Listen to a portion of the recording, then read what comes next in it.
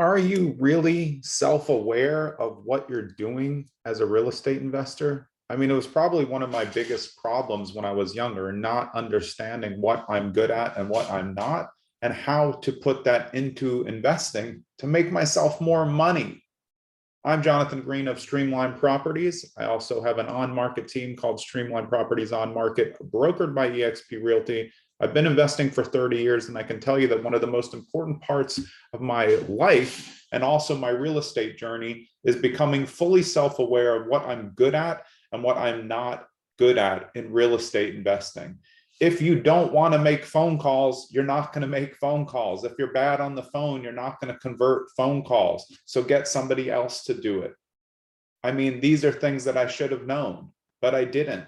I just kind of trudged along thinking that I was going to be good at everything, or I could start and do everything by myself. But in investing, there's a lot of different factors that come into it. If you're not a people person, how are you going to do well in in-person seller, off-market acquisition, interviews, or appointments? You're going to suck.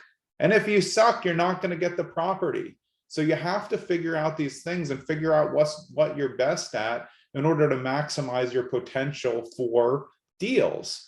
So if you're really, really good at research and you can find or you can build lists and then cull the lists and skip trace the lists and get the good data, but you're really kind of a scaredy cat on the phone, hire someone who's great on the phone and pay them to bring the appointments to you. If you're not good at the appointments, you're really going to need a partner in the business, because you don't want to, they're doing all the work. I mean, if you just get the data, anybody can get the data. You know, investing is about building relationships. And the thing that I learned about the full scale of investing is there's parts of real estate that I just really am not good at. And you have to acknowledge that, and that's being self-aware. I'm a little too harsh managing people inside a transaction. That's why I have a project manager. My best friend, Jenny, is my project manager. She's amazing because she has more tact than I do. If someone's late on something of a job, I'll fire them and then I'll put myself back 2 months just because I'm being a hothead. So I had to know that in advance, put her in a position to make sure that I have a buffer, which for me, my most self-aware part of real estate investing and really life is that a lot of times I need a buffer.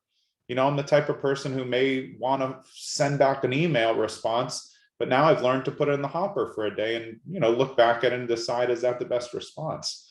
You know, real estate's a tricky business. People think it's easy. It's not easy. And you have to be dedicated to the craft, but you have to be dedicated to understanding the people. But in order to understand people, you need to understand yourself. If you're not self-aware about your limitations as an investor, which includes money, if you don't have the money, why are you going on a bunch of appointments if you don't even know how to wholesale?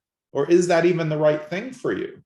Self-awareness in your process when you're starting to become a real estate investor is understanding, are you even going to be good at this? Like people who want to go and do house hack as their first, what if you're going to be a horrendous landlord? You can't house hack and pay for management. They know that you're the owner. Like you pretty much have to manage it yourself. But what if you suck at it? What if it's not your thing? Wouldn't you rather figure that out? Go get a condo, live there, leave, refi, have it as a rental unit, and then see if you're ready. Like landlording takes practice. I'm just going to be honest with you. And if you don't have the practice, and if you don't understand where you fall in the landlording business, like, are you going to be the person who takes calls at 2 a.m. when the heat's out? I mean, someone needs to be. So if it's not you, or you know you're going to be bad with your tenants, you need to put someone else in place to do it, or else you're going to be a terrible landlord. So I think if you look at the overall spectrum of real estate investing, everyone is really talking about, you know, procedures, how to get the leads. This is your dialogue and scripting. You know, this is how you close a deal. I'm here to tell you there's a lot that happens before that. You have to know yourself to be good in the field.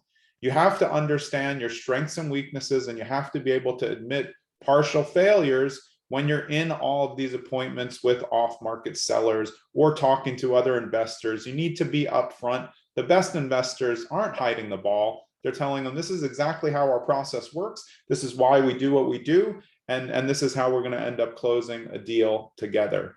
That is all a part of understanding you being straightforward about what you have to offer and understanding what your strengths and weaknesses are as a real estate investor. If you know more about yourself, you will be so much better as an investor.